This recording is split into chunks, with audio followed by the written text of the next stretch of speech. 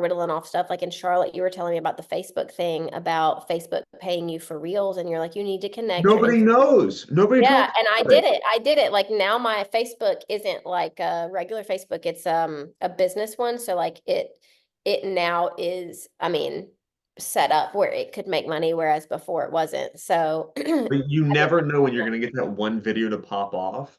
And if you're going to be posting content on the internet as it is, whether it be for yourself or for Southern Stomps, at least give it a shot. Like you never know Yeah. when it takes off. And as soon as you get one that takes off, then everybody's interested in you. And if anything, at least you're driving business to yourself for, a realtor business or for company people line this with you at Southern Stomps or new friends. Yeah, no, it's very true. So, I mean, that's one of the biggest things I took because that was one of the main things I actually implemented was the Facebook thing, like changing I it. noticed that like a few weeks ago. I was proud of you. Yeah, yeah, I was changing it proud of you. from, and I think it's been like that since we, like, shortly after we got back from Charlotte, which was like February. So it wasn't too long after that that I did it. But yeah, like you said, I mean, I don't get like a ton of views on Facebook, but like, who knows? It's just like All it TikTok, takes is one. huh? All it takes is one. Oh yeah, all it takes is one. That's what I was gonna say. Like these girls on TikTok that will sell stuff like TikTok Shop. I see so many girls on my For You page that are like, they have like the green screen on of how much money they've made from one video, and they're like, I have no clue what happened. Like I posted Yeah. this perfume, and like here we are. I've made $25,000 in 3 weeks, and it's like one video, one video. That's all it takes. I'm a So. little leery of that. I feel like some of that's just false advertising. I've heard it has happened, but I'm a little leery of that. I am too. Like, I just don't know. I take everything with a grain of salt. I kind of question everything. Like I feel like everyone's always lying, like to an extent. But I'm like, it makes sense, but it doesn't. So yeah, I mean, I kind of agree with you. I don't know what to think on that. I mean, I've there's talked to so many. people, I've talked to people who have a similar following as me or, somewhere near, and like I know how much money they're making. So I'm like, then you get to see like random people on TikTok who have like 20,000 followers and you're like, I just made $30,000 off of selling this vacuum. And I'm just like, like maybe it did happen to one person, but like it doesn't happen that often. And I cannot stand at first when TikTok Shop came out, Emily and I were like all about it, like trying to do it because you don't Yeah. want to turn away business opportunities, but it's mainly all Chinese companies and they are nightmarish to work with. Oh my Nightmare. God. I get like messages daily, and honestly, like I don't really have interest in working with a company or a product that I've literally never heard of. Like to me, that just seems sketchy. And, like if a boot brand reached out to me or something, I'd be like, yeah, let's go. I'll work with you or something like that. But it's always these random Chinese companies. And I'm like, I actually don't even know what it is you're selling. And it's usually something so random. And I'm like, okay, how am I going to post this on my TikTok that is absolutely unrelated to anything I do on TikTok? Like it makes no sense. So Yep.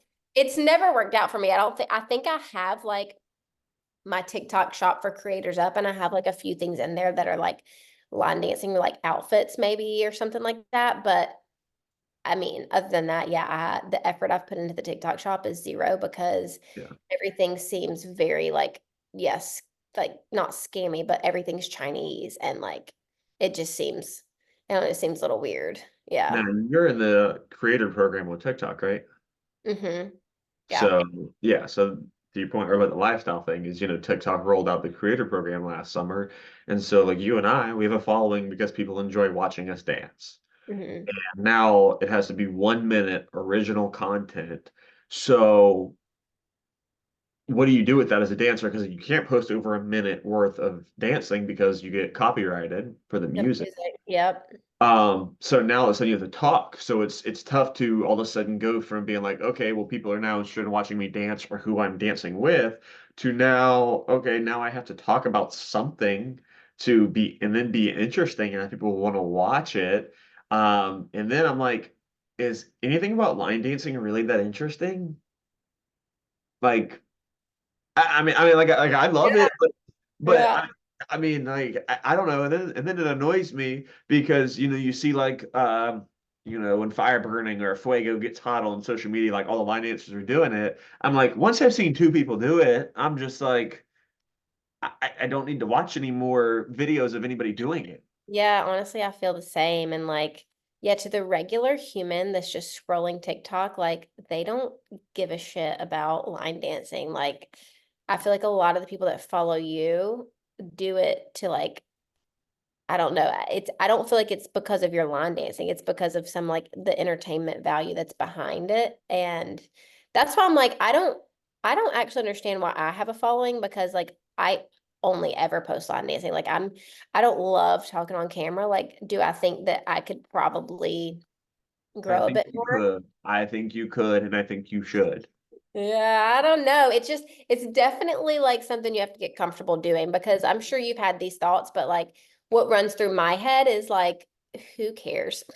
Like, who cares what I'm doing? Like, who cares like what my day is like? But Tucker will he's like you, he's like, no, do that. Like I did a travel with me, like the weekend we all spent in Charlotte together. I recorded for that whole weekend. I did like a travel with me to Charlotte thing, and it was Tucker's idea. He was like, yeah, show people something different. Like bring them along with you on like traveling for the weekend to go line dancing. Like just do something like that.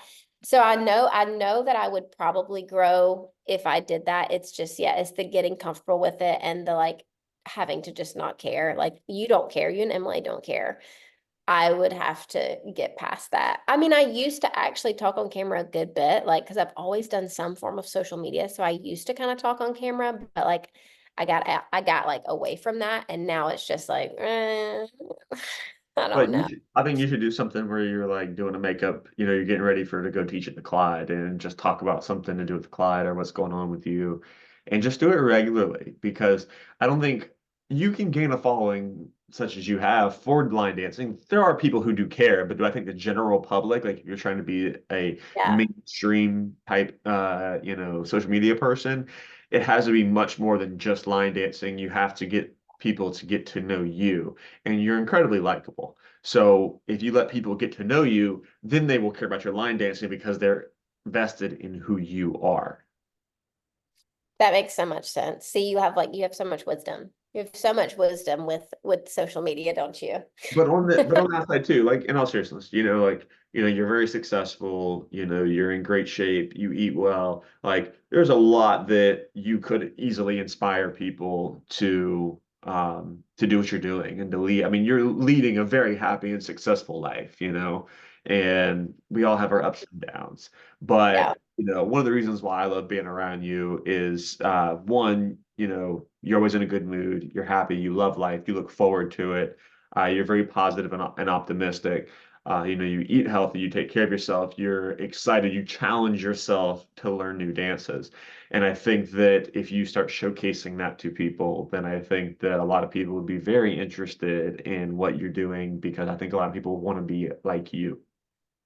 That's the sweetest thing you've ever said. That's so sweet. Oh gosh. Oh Lord. A lot of people don't view themselves like that, so that's really sweet of you to say. I mean, I get it. You think about the people that like we each follow ourselves on TikTok, like I'm so much older than Alex Earl, but like I'm obsessed with her. And it's just Yeah. like she literally has gone on TikTok and talked about like acne, like how bad her acne is. And I'm like, oh my God, I could never do something like that. But now I'm just like so invested in her because I'm like, shoot, like I know like so much about her life. Like, let's see what's going on with her. So what you're saying is, I mean, it's so true. Like it really is so true. Like you have to like get people invested in like you and your life, and that's like what makes them care enough to Yeah.